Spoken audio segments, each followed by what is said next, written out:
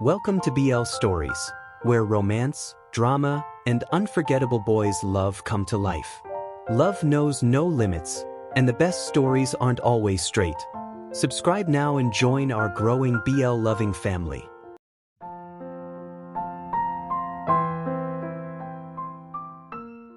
It's far too early for this.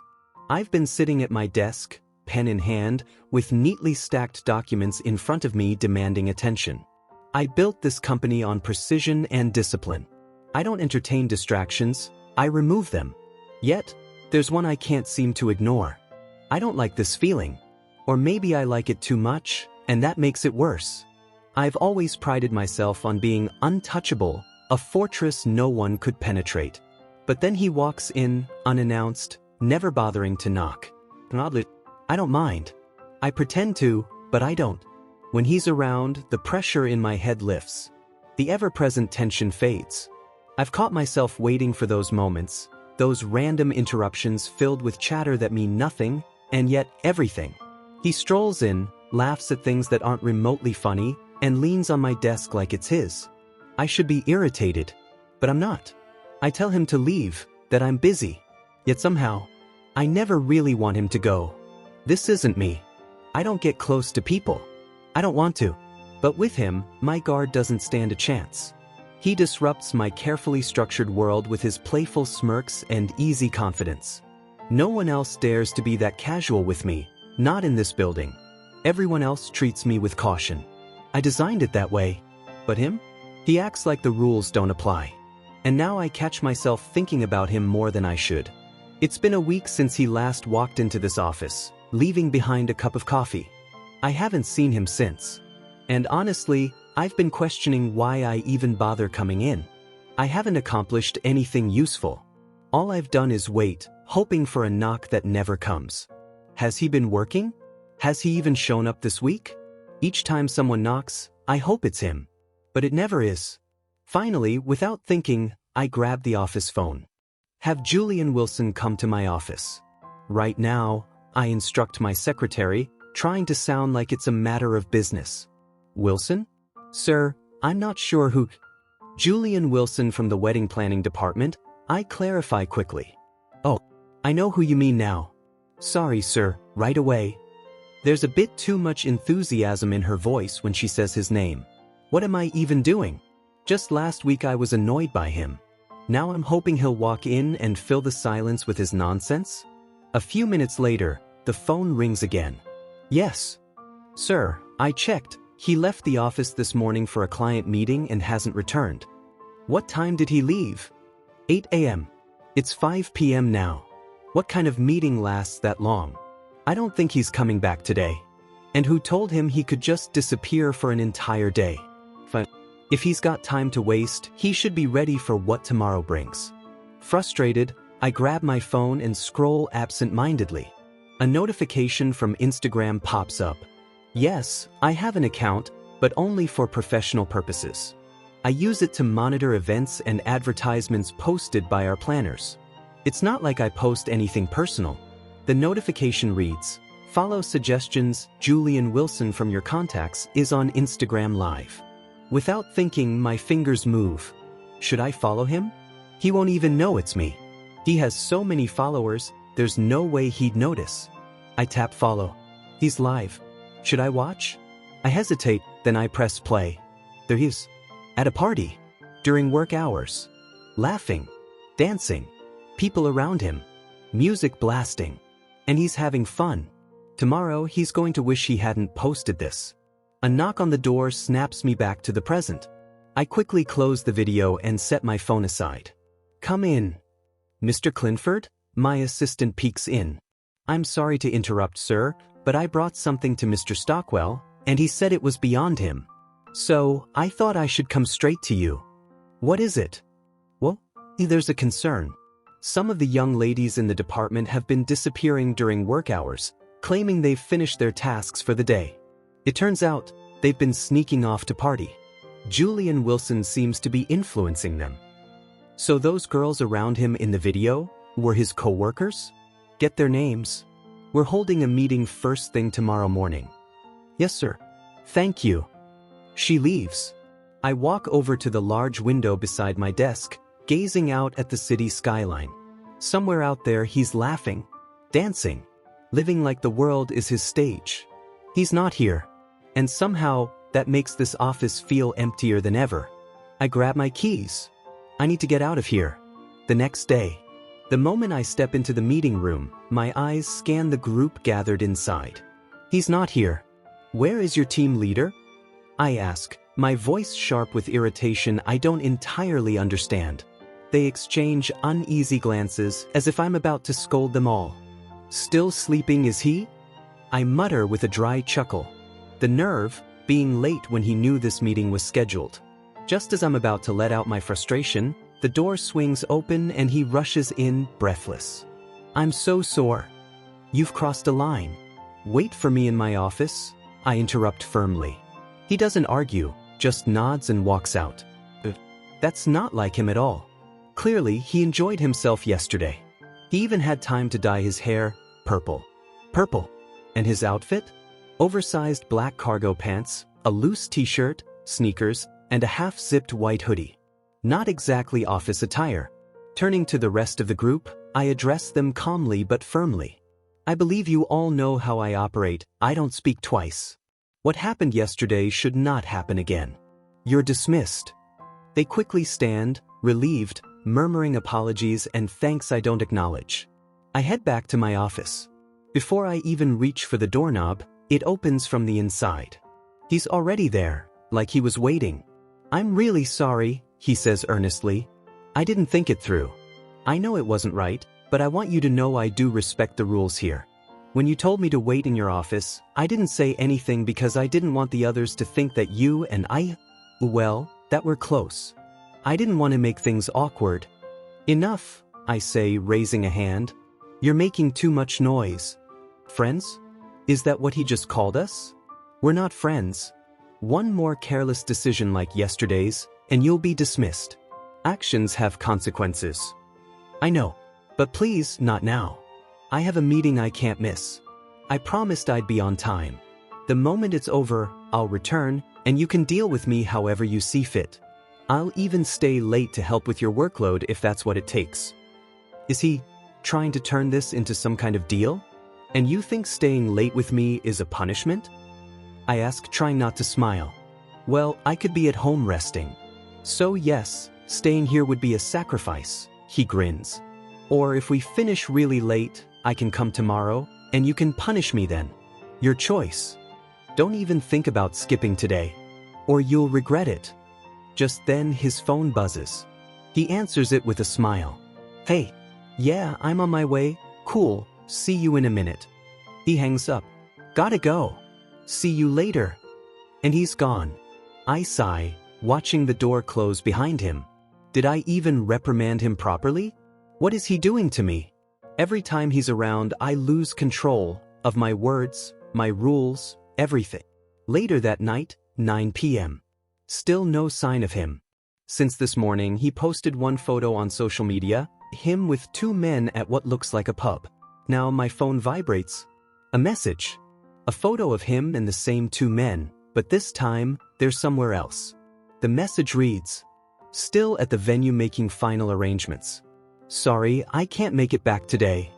So the venue is a club? Why do I even care this much? It's not like I'm desperate to scold him. I just wanted him to be here. Like I missed him. I laugh bitterly to myself. Seriously, Adam? Miss him? The only person I've ever truly missed is my older brother. The next day. He said he'd come today, but the day has come and gone. Still no sign of him. He's probably still out celebrating the wedding event he planned. At least that's over. Maybe now he won't have any excuse to leave the office again. Sir, you called for me? Mrs. Henderson enters. Yes, I say. Don't assign Mr. Wilson any more tasks that require him to leave the office. Keep him on assignments that involve staying inside. I've noticed he takes client meetings as an excuse to disappear for the entire day. But sir, she says, the wedding he managed is all over the internet. It was a huge success. Even if he bends the rules a little, he gets results. He's already booked another wedding too. I don't believe I stuttered. I reply coldly. She pauses, then nods. Understood, sir. Sorry. Funny. She once said she didn't want to work with him, and now he's her favorite? Am I losing it? All I've been thinking about lately is Julian. Julian this, Julian that. I'm not getting any real work done. What is this feeling? I've only known him for a couple of months, and yet, I feel strangely connected to him. If I were the kind of person who thought about love, maybe I'd think I'm in love. But I've never even explored that part of myself. I've been working since I was young. I never made time for dating, let alone figuring out who I'm attracted to. Maybe something from my past could explain this, but I was too young to make sense of it. I can't be gay, right? My parents would never understand. They still haven't fully recovered from my brother's passing. My mother's health is fragile, and any stress could affect her severely. My father, now old and tired, gave everything to support us. Maybe that's why they're pressuring me to settle down, because they fear I'll end up alone like him. I shake my head. I don't want to think about this anymore. I'll go back to doing what I've always done, working hard and staying focused, as if he never existed. But somehow, that thought feels even heavier than all the pressure I've carried until now. Julian's POV. Okay, I told you this kind of job could actually be fun. You thought I was bluffing, didn't you? Well, forget about the first couple of days. Everything after that? Pure energy. It started Thursday and rolled straight through the weekend, non-stop celebrations. I've even made new friends in the company. You might call me immature or a little too free-spirited. I won't argue. I'm just being me. People are talking. Apparently there's a whole story going around about a situation involving some coworkers and me. There was some drama, sure. I didn't pressure anyone, though. I've always made things clear. No strings, no expectations. So, why they were fighting about it? I honestly don't know. Now it's Monday, and as expected, I've got the kind of hangover that makes light feel like punishment. But I'm staying positive. Because I've been assigned a new wedding project, one I get to plan alone. That means freedom, creativity, and no micromanaging. Carl and Ryan, the couple from my last project, are basically friends now.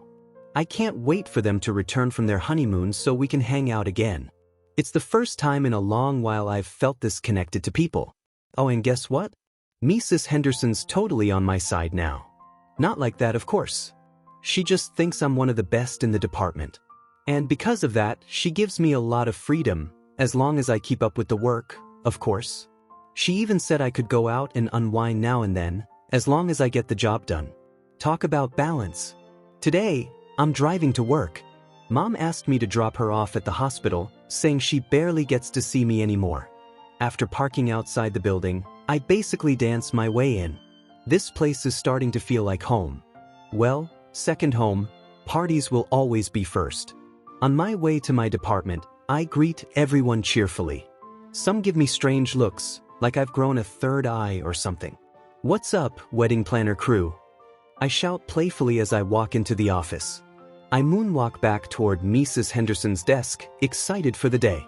Good morning, Mrs. Hend. I greet her with a wide grin, expecting her usual warm reply. But she's different today. More serious. Good morning, Julian, she says plainly. This is your task for the day. I take the folder and open it. One glance is enough to ruin my whole vibe. What is this? Weren't you assigning me the next wedding project? That's been changed. Mr. Smith himself requested this new task for you. What? Why? I tried to defend you, Julian, I really did.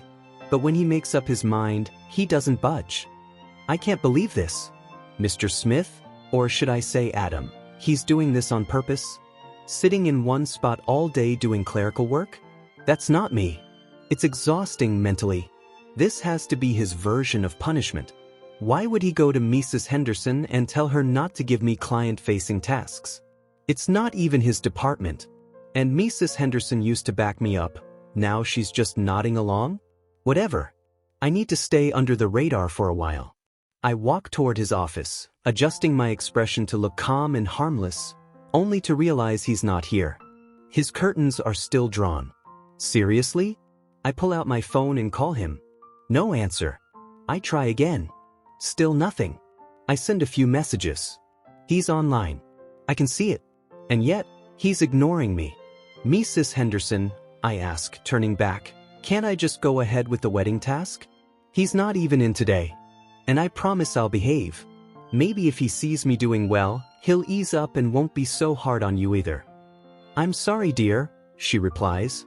I can't go against him. But I'll fall asleep sitting at that desk all day. Then try your best not to. The day drags on. I complete the task she gave me, though with very little enthusiasm. At exactly 5 p.m., I pack up to leave. I'm in no mood to hang around. Normally, I'd stay out late or go find something exciting to do, but not today. Today, I just want to watch a movie and forget this whole boring day ever happened. He still hasn't responded to any of my messages. Not even a missed call. Nothing. He's seriously hard to figure out. I'm not trying to bother him, I'm just trying to be friendly. Lighten him up a little. But he's acting like I'm some kind of threat. Fine. Let him sit in silence then. See if I care. I park in the driveway and head inside. They're not home. I hear Kara's voice from the living room as I walk past. I stop and turn around. Hey, you're home early today, and you look miserable. Where are Mom and Dad? Dad's got surgery tonight. Mom went to visit Grandma. She had something to drop off. Oh, I say, trying to act casual. What's going on? She asks. Something at work? I nod slowly. I thought you said your job was awesome? Weren't you just singing about how fun it is? It was fun. Who? The CO. You talk about your boss like he's some cartoon villain. He practically is. He told my department head not to assign me any more exciting tasks. Now I'm stuck with boring office work. No going out, no meetings, nothing. I warned you, Julian. I told you to follow the rules and stop stirring things up. I knew you'd take his side. Oh, come on. You seriously expect me to take your side? This is you we're talking about. Trouble follows you everywhere. Oh, good night, I mutter and turn to head upstairs. What about dinner? I'm fine. Tell the nanny. You're skipping dinner over a work drama? Because you're so... Car, please, I cut her off. Just leave it. There's no need to be upset. You could always just go talk to him. You clearly don't know the man we're dealing with. He doesn't listen. Just forget it. And with that, I drag myself up the stairs to my room, more tired than I've ever been, and not just from work. The next day, for the first time ever, I arrived at work early, and even made it to the meeting on time. Every so often, all departments hold a company-wide meeting with the CEO. I never used to attend. It was always just the department head and one staff member representing us. And that one staff member was never me. But ever since I somehow became Mrs. Henderson's favorite, I've been the chosen one. We're doing very well, the CEO began, addressing the room. In fact, we've surpassed expectations. Everything is under control. He paused briefly, then added, so, I was thinking, once this busy season wraps up, maybe in the new year, we could organize a company trip. Miss Cooper, please add that to the agenda. A trip? I'd heard rumors, mostly from Paige, that they sometimes organize company getaways around the new year, but I never thought it was true. I guess it is. Yes, sir, Trina answered brightly. That's Trina Cooper, his secretary. We were hired on the same day, which explains why the CEO was in my interview room back then. And if I'm being honest, I've never really liked her. Not that she's done anything in particular. I just don't. Looking around the room, everyone's faces are glowing with excitement. Except mine. You'd think it was their first vacation ever. But me? I can't even focus. I'm too distracted by how easily he's pretending I don't exist. It's like we never shared anything. Like we're total strangers. Every time I speak or make a suggestion, he doesn't even glance at me. He just nods absent-mindedly, eyes glued to his laptop. And when he does look at me, it's with that same cold, distant expression. Like I'm invisible. It hurts more than I want to admit. Keep up the good work, he says at last. Meeting adjourned. Have a good day, everyone. Same to you, sir. Good day, sir. Voices chime cheerfully around me. Except mine. He leaves his laptop behind as he walks out, and Trina hurries after him, picking it up. I sit frozen in the boardroom, frustrated, unsure what to do. But then, acting on impulse, as usual, I jump up and follow him. I speedwalk to catch up. "You've got a lot to explain," I say, trying to keep pace. He walks even faster the moment he sees me beside him. "Mr. Wilson, get back to work," he says coldly. "You should know by now, I don't tolerate nonsense. I'm not here to play games. When I say go, I mean go. Disrespect me again, and I won't hesitate to terminate your contract." But he actually sounds serious, like he genuinely doesn't want me around. But I won't back down so easily. "Are you some kind of emotional switch? Last time we talked, everything felt you weren't pushing me away anymore. Then suddenly you miss 4 days of work, and today we're back to pretending like none of that ever happened? You're shutting me out again." He stops walking just long enough to respond. "Once again, go back to work. And do not come to me unless it's strictly business. If it's urgent, go through my secretary like everyone else. I don't want any personal conversations. That's final." He enters his office and slams the door shut. I knock once. "Wait, I actually do have a work-related issue. Come on, open the door. You know I won't leave until you do. Do I need to call security?" "That's humiliating," I exclaim. "Then don't put yourself in that position." "Fine, Mr. Seo. You win," I say through clenched teeth. "I'm done trying." My voice cracks, even though I know he's probably not listening. I turn away and head for the elevator. Back at my desk, I slump into my chair and sigh. "Paige, have you ever felt like quitting since you started working here?" I ask. She looks at me like I've grown 2 heads. "Nope. This is literally my dream job. Great pay, respectful environment, and the SUS, well, you know." She grins. "Why would I want to leave?" I see. "Well, I want to quit." "That's because you're always making things more complicated than they need to be, Jules. You don't let things go." Everyone keeps telling me that. I groan and rest my head on my desk. Paige gently pulls me back up and presses a stack of papers into my hands. "You don't want to make your life harder than it has to be, right? Just focus. Fighting." She gives me a small fist pump before turning back to her screen. A few minutes later, I see Trina walk in and head straight to Mrs. Henderson. She leans down and whispers something before walking out again. Mrs. Henderson appears beside my desk. "What did you say to him?" she asks. I blink. "Say what to who?" "Mr. Smith," she replies with a smirk. "Whatever you said, it worked. I seriously have no idea what you're talking about." "Well, guess what? He just told his secretary to tell me, and I quote, 'Let him do whatever he wants.'" Her smile widens. "He's letting you go back to what you love doing most." My eyes widen. "Wait, seriously? He said that?" "Yes, sunshine," she says. "You can go out and interact with people again, just like you enjoy. But remember, if you don't impress me, I'll revoke that privilege in a heartbeat. Don't worry, you know I never disappoint. But then start with these." She hands me a folder, and I dive into it eagerly. Before I get completely buried in the work, I grab my phone and type out a message. "Thank you so much, HH, for believing in me again and trusting that I can do effective work out there. But from now on, he won't see me around him again. Not if I can help it, because the only way I can find peace is to stay away." Adam's POV, 3 weeks later. Day after day, nearly a month has passed, and Julian hasn't stepped foot in my office. In fact, he's barely been around the company at all. He only shows up for a few hours, then vanishes with vague excuses about meetings with clients. And he never returns. I regret letting him go that easily. I regret pushing him away that day. Whenever I get the urge to see him or just hear his voice, his last words echo painfully in my mind. "Fine, Mr. Seo. I'm done with you." And he meant it. Over the past few weeks, I've come to accept a truth I've tried to ignore. There's something about him, something that's been growing inside me.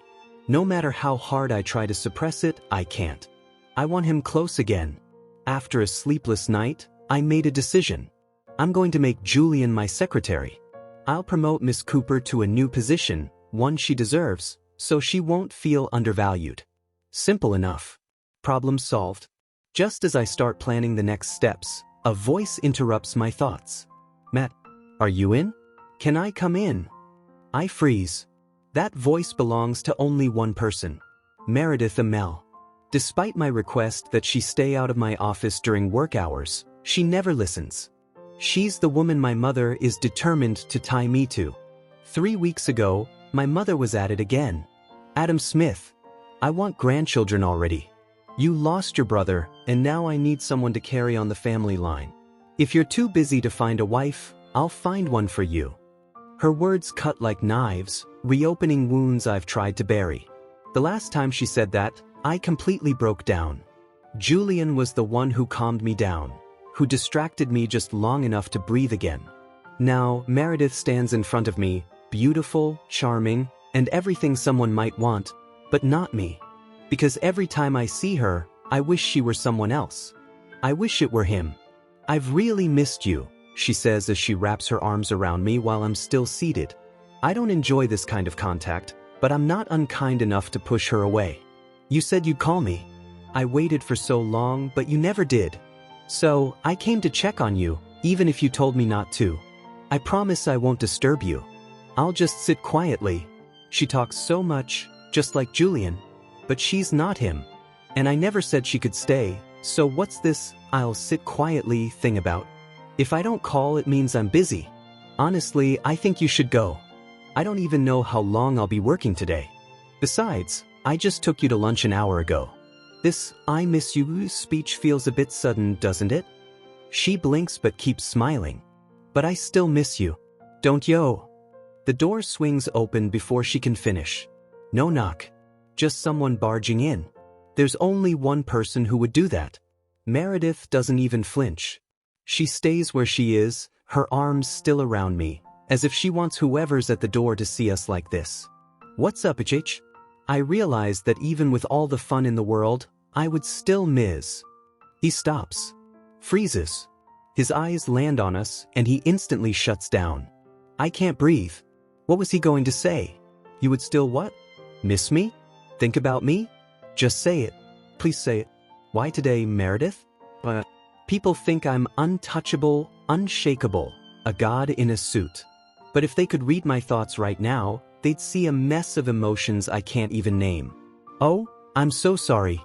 I didn't mean to barge in, Julian says quickly, retreating and shutting the door. He's overreacting. Why is he making such a big deal? Julian, wait.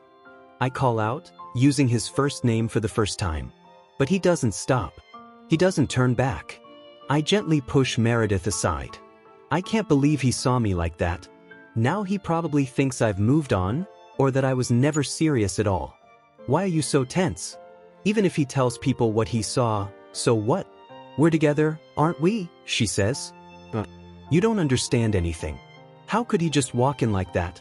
Do you allow employees to barge in whenever they please? She rambles. I take a deep breath.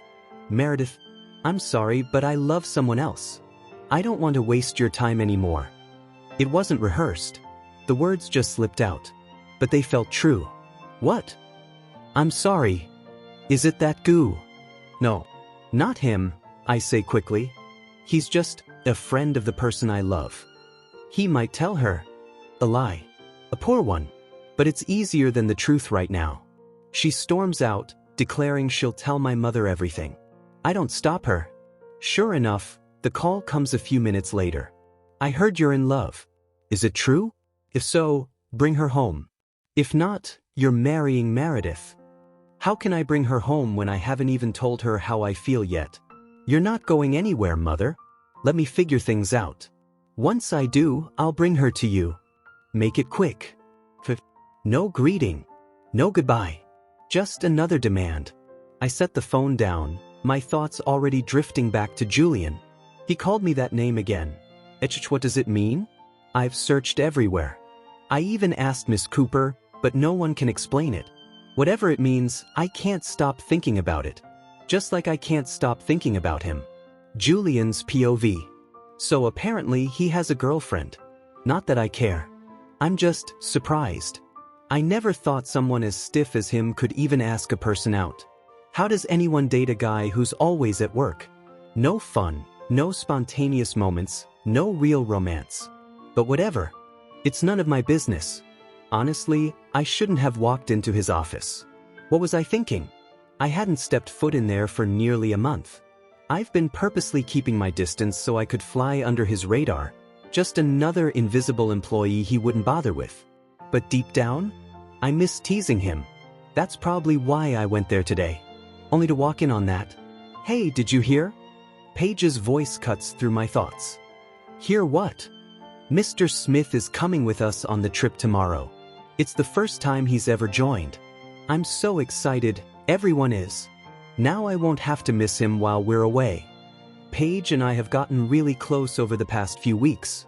We hang out, talk about everything, go to parties. She's basically my best friend at work. I've always respected our friendship, so I've never crossed any lines. There were rumors we were dating a while back, but we both laughed it off. We knew it wasn't true, and that was enough. Aren't you excited? She asks, noticing my blank expression. Why would I be? Whether he joins or not has nothing to do with me, I reply, trying to sound casual. Oh, come on. You're always going on about how cool he is and how you like teasing him. Did I? Is he bringing his girlfriend? I ask without thinking. Her eyes widen. Wait, what? He has a girlfriend? People around us start to look over. I quickly cover her mouth. Sure. She leans in and whispers, Are you serious? For real? No. I was kidding. I lie. I just wanted to see your reaction. Calm down. She narrows her eyes at me, clearly not convinced. You're impossible, I sigh. Why not just move on from that crush of yours? I mean, do you know how many amazing women he must have met in his life? You promised to help me win his heart, she says, clearly disappointed. Yeah, well, I've changed my mind. It's not going to work. You haven't even tried. And I won't. Why don't you give Kyle a chance? He's nice, funny, wealthy, and have you noticed how he looks at you? He's watching you right now. She shakes her head and walks back to her desk, clearly annoyed. My mind drifts back to Adam, and that scene in his office. But again, why should I care if he has a girlfriend? The next day, after a long trip, we finally arrive at the Paradise Hotel. I'm sure everyone's tired, so head to your rooms and rest, Adam announces. We'll meet tomorrow after you've recharged. Meals will be delivered to your rooms tonight. He's surprisingly thoughtful. Not that I expected less. Pair up in twos, he adds, clearly having enough rooms for everyone. Naturally, Paige and I pair up. We've shared rooms during company events before. It's no big deal. But when we approach the staff member handing out keycards, she skips over us. Others are pairing just fine. What's the holdup? I glance at Adam, and he's watching me. There's a faint smirk on his face. Mr. Wilson, you'll be rooming with me, Adam suddenly says. Miss Peterson, please join another group. Wait, what? I'm sorry, what now? Paige gasps. Sir, you know my name? She's blushing like crazy now. Oh, I'll join another group then. She walks off, practically glowing. No. I protest instinctively. No what? Adam asks, raising an eyebrow, clearly enjoying this. I don't want to room with you. I'll stay with Paige. And if it's about budget, I'll pay for my own room. Why is he doing this? He always keeps his distance. And now he wants us to be roommates? People might get the wrong idea if you insist like this. You've already denied rumors about Miss Peterson. So why push for this arrangement? He shrugs. Do I look like I care what people think? Besides, you're not the only male-female pair sharing rooms. I'm too tired for drama, Mr. Wilson. There are a few business matters I need to discuss with you while we're here. It won't take long. So that's why. He wants to work during the trip. Jules, just go with him. Don't be stubborn, Paige whispers, still floating from earlier. She skips off with a group of girls, squealing, He knows my name. Fantastic. This trip is officially off to a terrible start. Later that night, Once we're in the room, I head straight to the bathroom. A quick shower, then I slip into my pajamas. There's only one large bed and a couch. Adam's already on the bed watching me. Just so we're clear, I'm not sleeping on the couch, I say as I grab my pillow. The bed's big enough for both of us, he replies without blinking. His gaze makes me feel like I'm under a microscope. Why would you sleep on the couch? Cool, I mutter and climb into my side of the bed. You're really going to sleep this early? You stay up late all the time, partying, posting on social media. Isn't that just as tiring as today's travel? Wait, how does he know that? What do you mean? You post everything on Instagram. What? Yeah. I follow you. Haven't you noticed? You what? I follow your account. I've seen your stories. Mostly late at night. My brain short-circuits for a second. What is happening? Look, I have to wake up early to deal with your work. Just leave the instructions on the table. Good night. I turn my back to him and close my eyes. But I can still feel his eyes on me. Watching? Julian's POV. There's no work for you, Julian, he says calmly. Honestly, I thought I'd be bored being here alone, so I just wanted someone to keep me company. You're the only person I feel close to in this group, so I figured, why not ask you? But you were being difficult, so I made up an excuse. I'd never actually use your time just to make you work. I missed you. We haven't talked or seen each other in, what, a month? What on earth is going on with him today? Why is he talking like this? Sure, I say, keeping it short. Truth is, I'm speechless. You can do whatever you were planning to do with Miss Cooper, with me instead. If it was a movie night or something, I know I'm not her, but I can pretend, he offers with a small grin. Okay, I can't take this anymore, I say, finally snapping. What are you really up to? Finally, it got to you, he says, clearly amused. Now you want to talk? Talk about what? I ask, my voice guarded. Why you're mad at me? Let me guess, it's because of the girl you saw me with yesterday? You seemed pretty cheerful when you barged in earlier, then your whole mood changed. I blink. Why would you think I'm upset over seeing you with a girl? I don't know. You tell me. You've been acting like it. I cross my arms. We haven't spoken in almost a month. Whatever happened yesterday has nothing to do with anything. All right, fine, he shrugs. But before you say good night, hear me out. I've got an offer for you. An offer? Okay, I say slowly, sitting up. What is it? But once you hear it, no backing out. We'll see. I want to make you my secretary. With a raise in salary, he says, more serious now. What do you think? I stare at him, genuinely stunned. Is he serious? You're kidding, right? In case you forgot, I'm the same Julian you've kicked out of your office before for being too distracting. Now you want me at your side full-time? He nods like it makes perfect sense. Why would you, Mr. Su, want me as your secretary? Why else? To keep you close. Excuse me? Look, I've been thinking about your offer too. And I'm in. I've made up my mind. I want to be your friend. I hope that offer still stands. I blink again. He's actually serious. What made you change your mind? Really? You're going to interrogate me now? If I'm going to let you into the sacred circle of my friends, I need to know. Because, honestly, I don't trust you. For a second, something shifts in his expression, like disappointment, but it vanishes just as quickly. When I say I want to be your friend, I mean it. A real friend. Not just one of the crowds. I want us to actually hang out. Support each other. Be there when it matters. I don't want to just be another name on your contact list. Oh no. He's trying to outplay me at my own game. You do realize I'm the master of reading people, right? I warn, raising a brow. He immediately mimics my voice. Dude, I've dropped my pride to ask for friendship and you still think I'm messing around? I can't help but laugh. Stop. I don't talk like that. If you don't talk like that, how did you know I was mimicking you? Because it's obvious? Then clearly you do talk like that. You're impossible, I say with a smirk. One day you're like this and the next you're someone else. A total chameleon. Well, this chameleon is giving you his word. From now on, I'm serious about this. Oh, yep. That's your new nickname. You said friends give each other nicknames. I'm not accepting a nickname unless I know what it means. Well, you call me HH and I don't know what that means. So, trade secrets. Nope. Fine. I won't tell you either. I'll figure it out eventually. I'm smart. I know you are. So, friends? Yeah, friends, I say, feeling surprisingly giddy.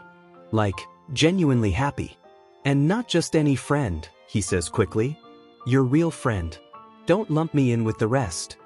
We'll see how you behave, I tease. He looks at me blankly. And how should I behave? You know what I mean. I wave him off.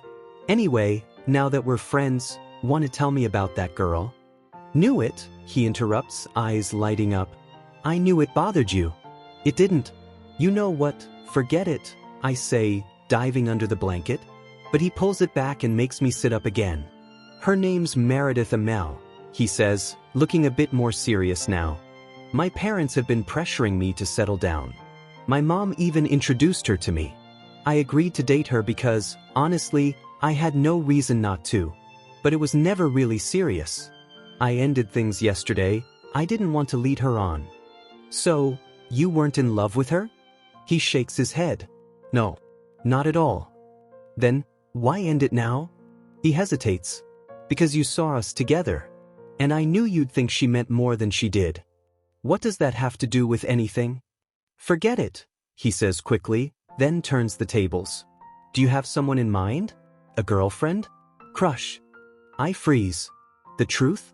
I don't even know. I mean, I talk to a lot of people. I mess around.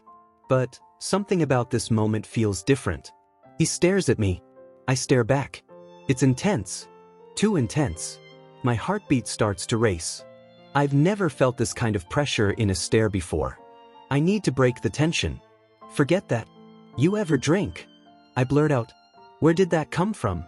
I don't usually, he replies with a smile, but for you, I'm in.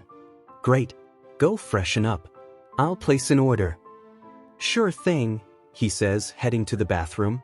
After about 30 minutes, the bathroom door finally opens. And there he is, wrapped in nothing but a towel slung casually around his hips. Is he serious right now?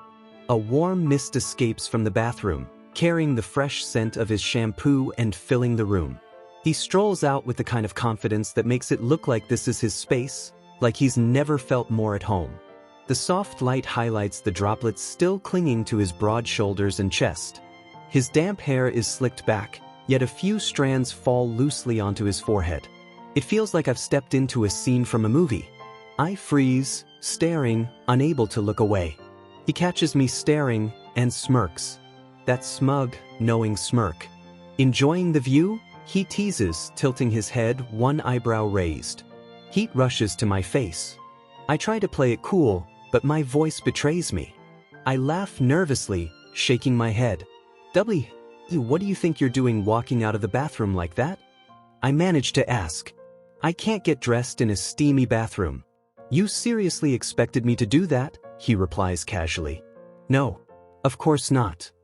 I stand quickly and head toward the door. Where are you going? He asks, catching me off guard. I like night views. Just going to step out and check it out. I avoid eye contact. He grins. Do I make you uncomfortable? I thought we were friends. Friends don't mind getting dressed around each other, right? No, it's not that. You don't make me uncomfortable, I reply, too quickly.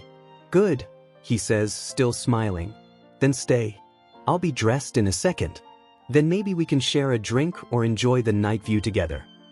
Before I can respond, he turns around and drops the towel. My heart skips a beat. I immediately turn away, my thoughts racing. Get it together. Why are my eyes even looking? This doesn't mean anything, right? He quickly slips into sweatpants, and I finally step out, needing fresh air. There's a strange sensation building inside me, something I don't want to acknowledge. No way am I reacting like that to him. Done, he calls from behind me. He's standing at the doorway, his usual cool expression on his face. Drink or night view? Drink, I blurt out. Let's have a drink. We sit on the couch. I pour his glass a little too full and silently hope it'll make him too sleepy to continue this night. But he doesn't drink like I expect. 1 sip, 3, and suddenly he's giggling. Full on laughing at nothing in particular. I can't believe how different he looks like this. Smiley, warm, carefree. I've never seen him like this. His laughter is oddly contagious. His smile draws me in. Before I even realize it, I've leaned in closer. Then he leans in too. His hand gently rests on the side of my neck, pulling me toward him. Reality crashes in.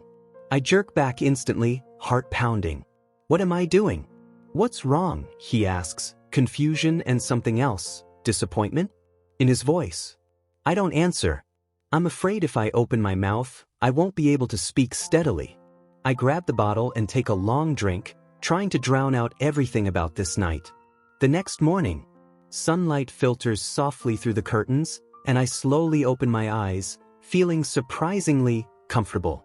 My head is resting on something warm, his chest. I shoot up eyes wide. We're lying on the floor. Adam's fast asleep beneath me, peaceful and still. I must have fallen asleep right on top of him. This is not what I expected to wake up to. I move gently, trying not to wake him. After everything that happened last night, I really don't want to face him just yet. Quietly, I slip out and head toward the beach to join the others. I run around, splashing water, laughing with Paige and the group, anything to distract myself. But his words from last night keep echoing in my head. Were they real? Was it the alcohol? I get goosebumps just thinking about it. Hey, you're zoning out, Paige says, splashing water in my direction. I shake it off. She jumps on my back playfully, and I start to carry her, intending to toss her somewhere she won't like. But then I hear someone clearing their throat. I stop in my tracks. Adam stands near the waterline. His expression unreadable but his gaze intense.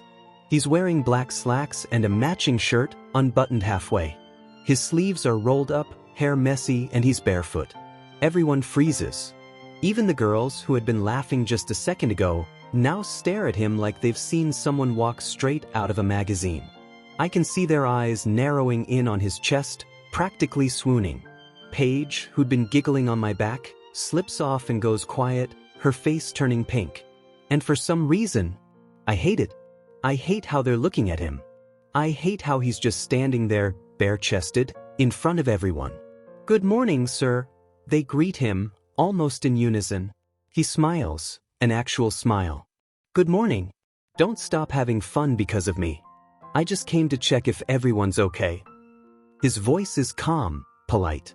But that smile makes them melt. And I hate that too. I can't take this anymore. Some of the things he's doing lately, I used to think he only acted that way around me. But now he's showing that same charm to everyone, and it makes me feel less special. I never thought you were the type to enjoy all this attention, I say, trying not to sound hurt as I walk up to him. No, I'm not, he replies with a half smile. But I can't stop people from giving it to me.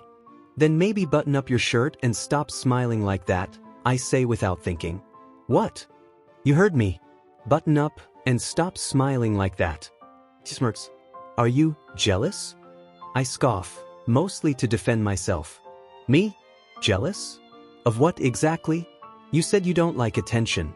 If that's true, maybe stop seeking it. He looks at me with a softer expression. Okay, I'll do it. But not because of the attention. I'll do it because I don't want you to feel unsure about anything. He steps a little closer. Look, you've seen a side of me no one else has. You know me better than anyone. You don't need to feel insecure, not now, not ever. His words catch me off guard. My chest tightens and I don't know what to say. You're saying stuff again, I mumble. Speaking of which, now that you're sober, do you remember what you said to me yesterday when you were drunk? He frowns slightly, trying to recall. I've been trying, but no. Everything after you handed me that glass is a blur. Well, that's a relief, I reply honestly. It's probably better that way. What did I say? Tell me. No. Come on, just one thing I said? I hesitate, then say quietly, You told me that after everything you went through, the pain of losing your brother, you finally found happiness again. And that it was me. That's it. There's more. But trust me, you don't want to know. Besides, you only asked for one. I turn to walk away, but he gently pulls me back. People are starting to notice us. See the way they're looking? He says with a mischievous grin. Like we're some kind of rom-com scene? If you don't tell me, I'll just say it. I'll tell them we're together. That's why we shared a room. And you know I will. If you do that, I swear I won't talk to you again. I warn, though I'm not sure if I mean it. Fine, you win, he sighs. But seriously, why won't you just tell me? Is it that embarrassing? You said you have dreams about me every night, I cut him off. And that you sometimes imagine things that go way beyond just friendship. That I said it. Is it true? He looks stunned. Did I really say that? Yes. You did. So, is it? I don't know, he replies, blinking. Do you think it's true? I raise a brow. Shouldn't you be the one answering that? He stares at me for a moment like he's trying to decide whether to say something real or hide behind a joke. Forget it, I sigh. It was probably the alcohol talking. People say weird stuff when they're not thinking straight. I pause and point at his shirt. So, button up. He chuckles. If alcohol makes me say things like that, maybe I shouldn't drink again. But fine, I'll button up on one condition. What now? No more flirting. Especially not with Miss Peterson. What? I blink. Where did that come from? He smiles knowingly. Just answer the question. Do you want me to button up or not? Whatever, I mutter, walking back to join the others while he goes to sit down. But even as I walk away, I know something's changed. I just don't know what it is yet. Thanks for listening to today's BL story. If it made your heart skip a beat, don't forget to like, comment, and subscribe. Only here on BL Stories, where love knows no limits.